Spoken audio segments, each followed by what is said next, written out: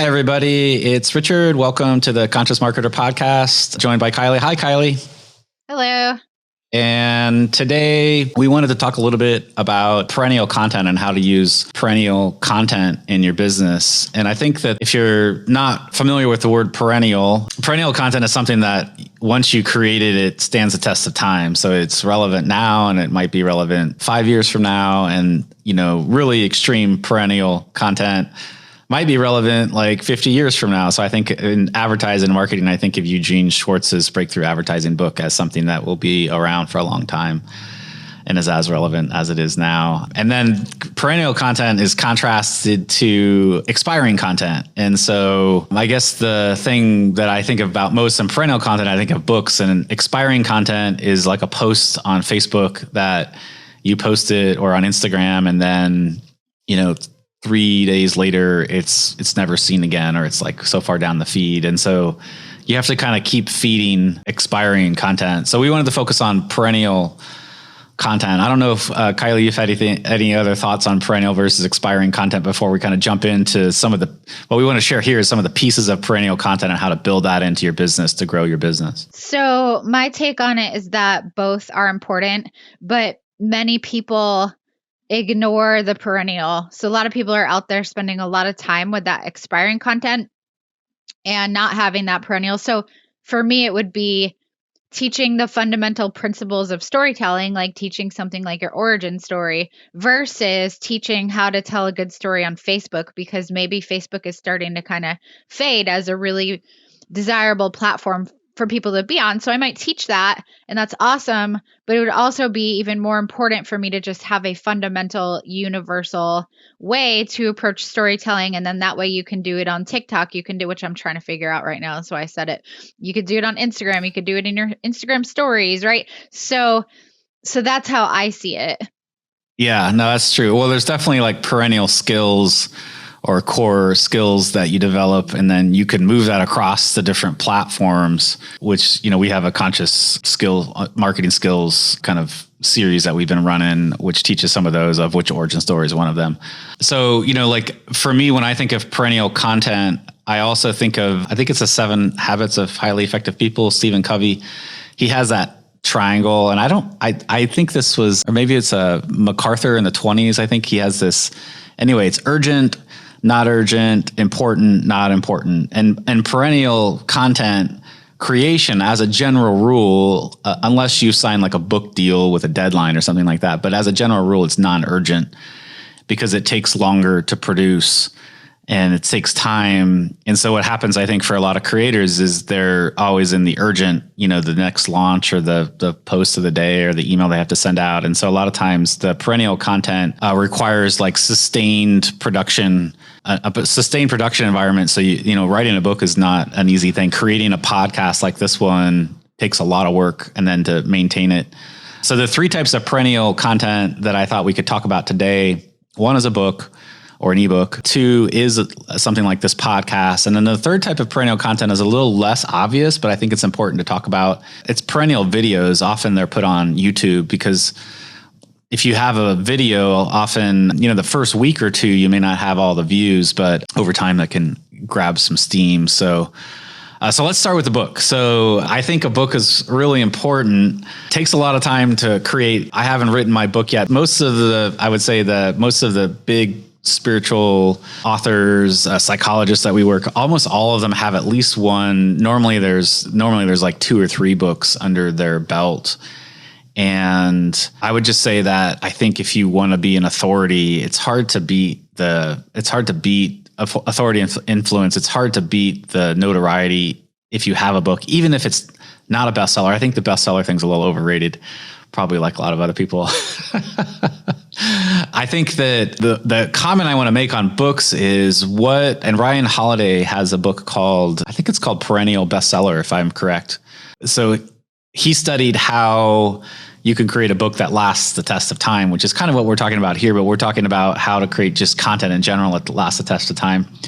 So I think a lot of books are not per se perennial. They're written from a perspective, and they may be relevant now, but maybe 10 years from now, they're not going to be as relevant. So I would suggest that if you're going to choose, especially your first book, choose something that you know is going to stand the test of time versus time specific, especially because you're going to put so much effort into that. And I know, Kylie, you're a huge book reader, kind of like me. I have shelves and shelves of books. What are your thoughts on this? I agree with you. And I have read a lot of books that are for the moment. I'm reading this book about TikTok that's not going to be useful probably in a year, right? Like if we're writing about social media, it's like, oh my God, right? 3 months later, it's totally irrelevant. You know, I used to run Facebook ads and I would have to relearn the whole platform every 2, 3, 4 weeks. And that's actually why I stopped doing it. I was like, I can't keep up with this. This is way too much. It was really stressful. But I do think that it can be very useful and powerful to create something that people can read in 10 years and still associate with your brand. And it does help you sell other things. You know, my favorite book is I'm sure you've heard me say it before, everybody listening right now, is Becoming Bulletproof by one of my dear friends and mentors, Evie Pompuris. And it's really about strength. It's about being empowered. And she tells stories that are from the past. You know, she was on the ground during 9/11 and she was pulling people out of the rubble and things like that. So that story is going to be It's a great book. Useful. Yeah, it's going to be useful and powerful for the rest of her career. You know, it's like people are always going to remember that, and she's always going to be able to talk about fear versus being empowered, being strong. And one of the things that she said she's not traumatized by 9/11 because she focused on helping people. And that's just a concept that I think all of us can take from that concept for the rest of our lives, you know? And so that's something that she can talk about in 2 years. She can talk about in 10 years. She can talk about in 20 years, and it still matters.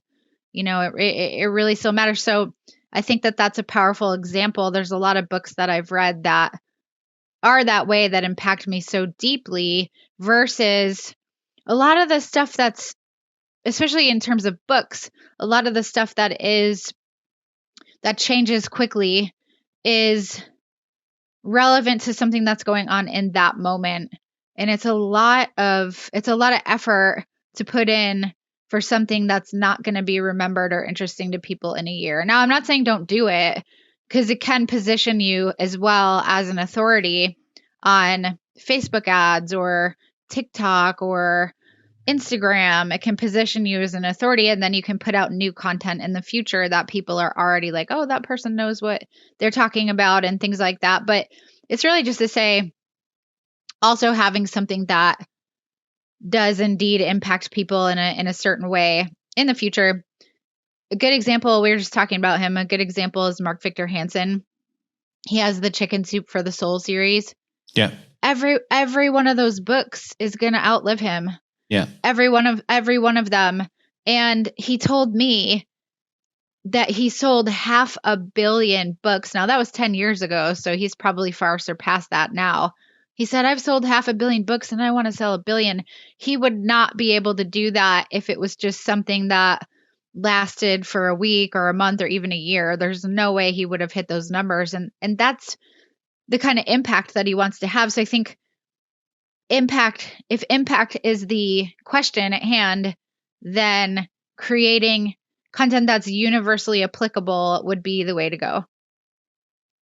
Yeah, and I think that some of the more prolific authors too, often they'll have one book that becomes their perennial book. And I'd say sometimes it's hard to figure out which one it is, but I would say it's normally something that has a movement or something unique about it, that it's like a contribution to the world in some ways. You know, it's like how that person's being of service to the world. So if I think of Joseph Campbell, I just Googled it here. I'm showing that he has 18 books.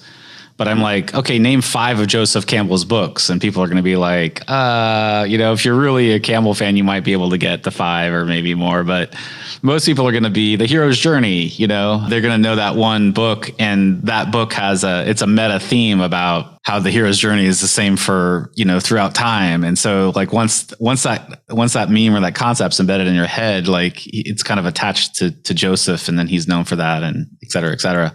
Maybe a more recent example is one of your favorite authors' friends winning the story wars, the Jonah Sachs, right? I think that'll be a perennial book through time for copywriters, Hollywood. It's such an important concept. I agree. I think that book is primarily focused on advertising. Mm-hmm. So I think that advertisers would be very, very wise to adapt those principles to their campaigns. And he does break down a couple of campaigns that didn't lean into his expertise, but use those principles, and they had a lot of success. So, and I've been using these two examples lately because I'm obsessed with them. One of them is called Reunion. It's a Google ad. Makes me cry my eyes out. I can't watch it without being like, oh my God. I was telling my mom about it the other day and I was like tearing up. I'm like, I'm sorry, I'm crying. But also this one, and whether or not, I mean, I don't drink, I'm sober, so whatever. It's not about the product itself, it's about the storytelling. So Budweiser has probably the best story-based ad, values-driven ad that I've ever seen. It's called Best Buds, and it's this little puppy and horse. They're best friends, and they live in a little stable, and this guy who loves them so much, he's got his little flannel and his jeans, and the puppy gets out and it runs away, like not because it wants to, but just because it's kind of wandering around. Is he going to fetch the beer? No. Yes, he is. No, but he gets out, and all of a sudden he meets this pack of wolves. The entire hero's journey arc is in this like 1.5 minute commercial. I think it's about that long. And essentially these wolves are like glaring at him, and the puppy's like, oh my God. And all of a sudden the horse shows up and runs off the wolves, and then they go home, and then the guy sees them and he doesn't even know what happens, and he's just petting his animals, drinking a beer. So it's so emotional. It's like, oh my God, the puppy's gonna die. So that's something that Budweiser, speaking into this type of content, Budweiser could use that commercial forever. Right. Because it's just good storytelling, and good storytelling is universally applicable. Well, I'll make like one last point about this that's related to your work before we move on to the other two perennial types, because I think we should get through podcasts and YouTube and just talk about those a bit too. But that your perennial book, whatever it is, should have your origin story in it. Would you agree with that? Absolutely. Yes, I would agree with that. Yeah. So you want to, if you're creating the perennial book, then you want people to know your backstory and why you do and how you're serving other people. So yeah, I think just this idea of what kind of gift could you give to the world that could survive you and your grandkids could still get some use out of it. This is a good thing, like to think that way versus like, what do I do now to catch the current theme that's going to expire? Because that's tiring, because then you have to keep creating new stuff that it keeps expiring. And I think if you can, and you may not land, the first book may not be your perennial book, but if you keep that, it's like almost like a perennial mindset is what you have to have when you create books, is one idea. Okay, so let's go on to podcasts. I think for some people, they're not writers, and they're like, well, I'm not a writer. I don't want to be a writer. What do I do? And I think podcast is another great type of perennial content, because when you create podcasts, the nice thing is you expand your distribution to an entire new group of people. And it may or may not be obvious, but all of a sudden you show up in different places. So you're all of a sudden on iTunes and Spotify and Stitcher and all these different platforms, so that people are searching for the types of things that you offer, whatever that is, whether it's relationships or fitness or spiritual advice. And so it creates perennial content that's there forever on their platforms, leveraging their distribution network. And it's not so much their distribution network, it's their search network. People go onto those platforms and say, look, I want to listen to a podcast about marketing, or I want to listen to a podcast about fitness. And then you could go on there and post content. And again, just like books, I think you can create a podcast that doesn't have per se perennial content, or you can create a podcast episode that maybe stands the test of time. Like this particular episode is, you could listen to this 5 years from now and probably still be quite relevant about perennial content. But if this episode was about the marketing effects of COVID and the war in Ukraine, that would be that's going to be less timely, 2 or 3 years from now, probably. So I really like podcasts as a way. And again, to create a podcast, I would say that a perennial aspect to it, and there's a little bit of an expiring aspect because once you create the content, people can always search for it and get it.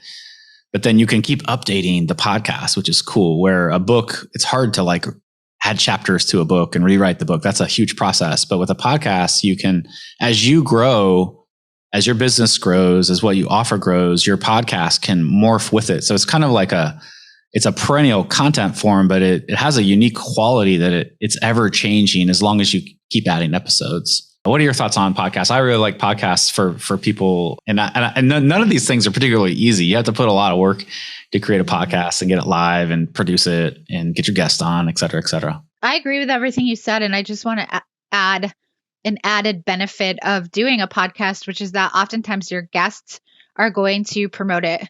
Right. And that's a really cool thing. Also, you get to network with some really amazing people. Some people we have on here, because I might not know them because Richard invites them, and vice versa. I'm often very blown away by who they are as a person, what they know. I learn from them. We get their books.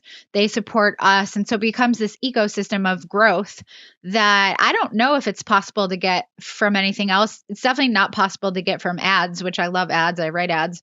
It's not possible to get through email, from emails.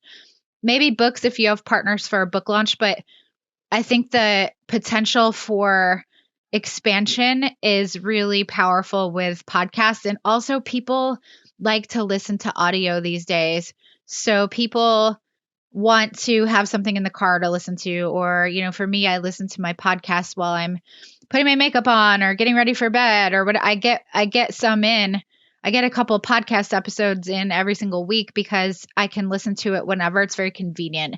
So on top of it just being something that can be searched for and can be found and things of that nature, which is great, it also has this potential for other people really recommending it, sharing it, creating relationships, which I also would say that some of these words in the English language are kind of funny when you really analyze them.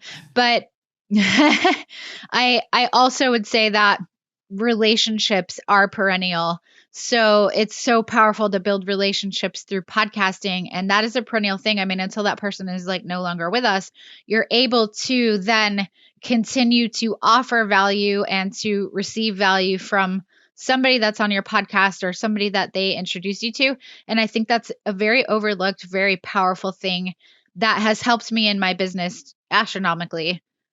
Yeah. Well, I would say with your guests, you get quite intimate with them. And like, I think back even to somebody we interviewed this week, and she's just amazing. And I was like, oh my gosh, this person is so amazing. I didn't know she's so amazing. And she was like super connected. I was like, wow, like she's really connected, Yeah. And then we just liked each other, like as a whole. I was like, okay, let's do some more stuff. Let's figure out some more stuff. And we learned something. So it's like, as you're doing the podcast, you're learning alongside the person and positioning yourself as an authority. It's such a great medium, perennial as well. And there's kind of a mix of a podcast and a book too, which is the audio book or reading your book. And I would recommend if you do your own books, then you can read them through the Audible system. And I like when an author actually reads their own book. I really prefer those. If it's a book that you create and you have somebody else read, I don't like that as much. So, because there's like the energy field of the creator that you get when they read the book. So, and you can also, this is kind of a mix, but I've recently been listening to some lectures by David Hawkins, who's a spiritual author who's deceased. And I never got to see him in person, but he has a whole series on Audible that I've been listening to. And so with a podcast or Audible books is another version of that. With a podcast, if I go out for a walk for 45 minutes, that person is between my head for 45 minutes in isolation. And so it can't really get more intimate than that when you're not with the person live, I don't think. So it's a wonderful perennial thing that you can use. I recommend, there's definitely a stage, when we work with our mastermind clients, you can't do everything at once.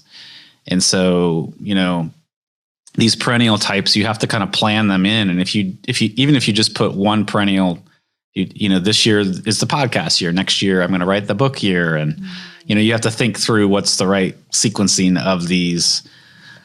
And then there's a readiness. Are you ready to do it or you're not ready to do it? When's the right time? So there's definitely a timing aspect too, which leads us to our third type of content, which you could create. And it's kind of perennial content, but smaller bite-sized perennial content, which is super interesting. It takes less of a lift. And I'll just call it YouTube content for now. Also knowing that when you create a great video, you can multi-purpose that video across many different platforms, whether it's into your Facebook group or into a program you create. But as you create video content, you can use that content over time. And YouTube is interesting because if you're creating a post on, say, a social network like TikTok or Instagram or Facebook, you're measuring that post like that first week. And if the engagement doesn't go up, you're like, oh, it's a dead post, and you just kind of like leave it. But YouTube it's a different curve. It's like this slow slide, and you want to get some initial engagement, but really what you want to see is that it starts to gather engagement over time. And having been in this online world really since YouTube started, I'm getting old. Not many people can probably say that, but since YouTube started, you might post something this week and you might not think, oh, I got 100 views. And you're like, oh, that's so lame and whatever, or not many comments. But then, over time, you could come back to that post. And I've seen this happen where it's like a year later, it's like 20,000 people. And then, 5 years later, it's like 100,000 people. And then if it's optimized correctly for searches and also for comments and for leading people back to get onto your email list, that piece of content, as you create more pieces of content like that, they live there forever, and you don't have to like recreate that. And like the book and like the podcast, there, you can produce content on YouTube that is expiring type of content. If I'm talking about COVID-y kind of stuff, or that's kind of what we're talking about here, but whatever the current thing is, or the recent changes on Facebook, or, like whatever the expiring kind of idea is, that's not perennial content. So I think whenever you need perennial content, one of the ideas that we've used for videos, including YouTube videos, are what are the like 10 questions that somebody always asks you when they're wanting to work with you or wanting to do business with you. And so you can create core videos that answer questions that people are always coming into you, and that builds your authority, and it lives for a long time. So I know you love video too. I think both Kylie and I think it's like this game where we have to keep figuring out video because it keeps changing, but the perennial aspect of it doesn't change. Like what you put into it doesn't change, Absolutely. And like right now we're creating a video. You're only going to see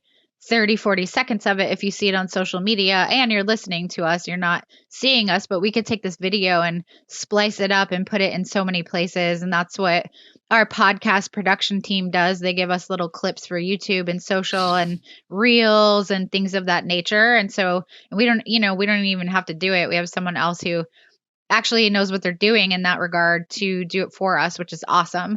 But we could take 5 minutes of this and we could put it on YouTube.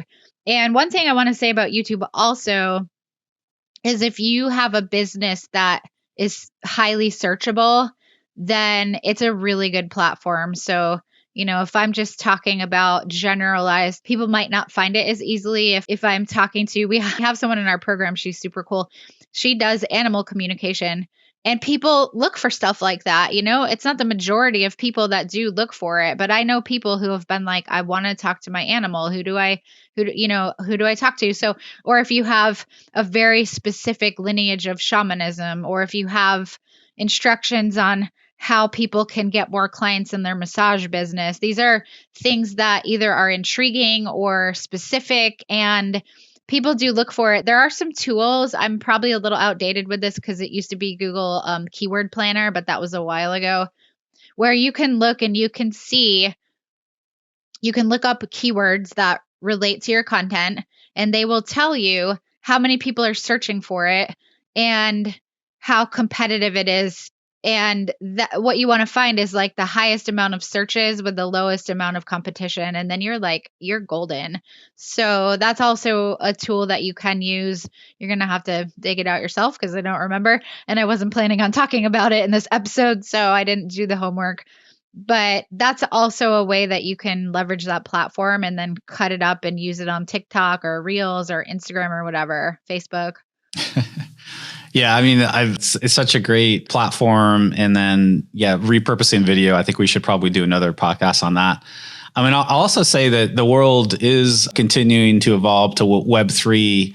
And in that Web3 world, you'll be able to attach, to video and other types of content. You'll be able to, basically sell digital assets over time. And so there'll be different ways to monetize your content so that you have a perennial revenue streams and things like that. I think it's a little more advanced. So it's again, it's for another episode, but I think that this idea that even the perennial content and who owns it and how you can own your own content is going to be changing in the future, which is a good thing for creators. I believe. I think it's a good trend. So, okay. So to summarize, we have 3 types of perennial content that I think are important at some point in your business to put on. And the nice thing is, as these things are put online in your business, they bring ongoing customers without you having to do a lot of work, and they kind of live on and they keep producing for you, kind of like paying rent in some way.